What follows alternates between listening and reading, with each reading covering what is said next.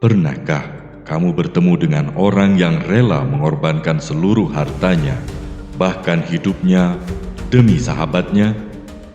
Inilah kisah Abu Bakar As-Siddiq, sahabat sejati Nabi Muhammad SAW, yang kesetiaannya tercatat abadi dalam sejarah langit dan bumi.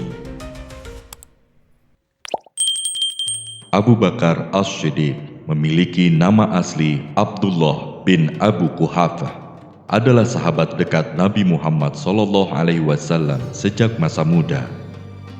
Ketika Nabi Muhammad menerima wahyu pertama, Abu Bakar adalah pria dewasa pertama yang memeluk Islam tanpa ragu. Tanpa bertanya, tanpa syarat, Abu Bakar langsung bersyahadat. Bahkan melalui Abu Bakar, 4 orang dari kalangan masyhur Mekah masuk Islam. Mereka adalah Utsman bin Affan, Zubair bin Awwam, Abdurrahman bin Auf, dan Sa'ad bin Abi Waqqas. Abu Bakar dikenal karena pengorbanannya yang luar biasa. Saat Nabi Muhammad SAW disakiti oleh kaum Quraisy di dekat Ka'bah, Abu Bakar segera datang. Ia terjun ke kerumunan dan meneriakkan, "Apakah kalian ingin membunuh seorang lelaki karena dia berkata, 'Tuhanku adalah Allah'?"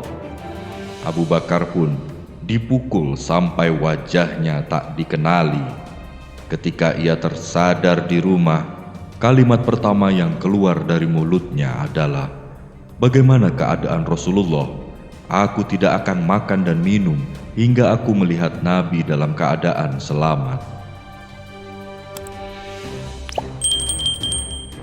Ketika Nabi Muhammad menceritakan Isra Mi'raj kepada kaum Quraisy, mereka menertawakan beliau. Tapi Abu Bakar berkata, "Jika dia yang mengatakannya, maka sungguh aku percaya. Bahkan aku mempercayainya dalam hal yang lebih dari itu, wahyu yang turun dari langit." Karena keteguhannya itulah Nabi memberinya gelar As-Siddiq, orang yang selalu membenarkan. Kemudian, pada saat Nabi Muhammad mendapat wahyu untuk hijrah, beliau memilih Abu Bakar sebagai sahabat perjalanannya. Situasi saat itu benar-benar menegangkan, yaitu ketika keduanya berada dalam gua dan orang-orang kafir ada di sekitarnya. Maka ketika itu Allah menguatkan jiwa beliau sehingga dengan penuh keyakinan dia berkata pada sahabatnya, yaitu Abu Bakar, untuk tidak usah bersedih, sesungguhnya Allah bersama kita. Sebagai bentuk pertolongan Allah, maka Allah menurunkan ketenangan padanya, yaitu Nabi Muhammad, sehingga mampu menghadapi situasi yang sangat sulit, bahkan membantu beliau dengan bala tentara berupa malaikat-malaikat yang tidak terlihat. Dan Allah menjadikan seruan orang-orang kafir kepada kedurhakaan dan kemusyrikan itu rendah. Sebab usaha mereka untuk mematikan api Islam bahkan membunuh Rasulullah ternyata gagal.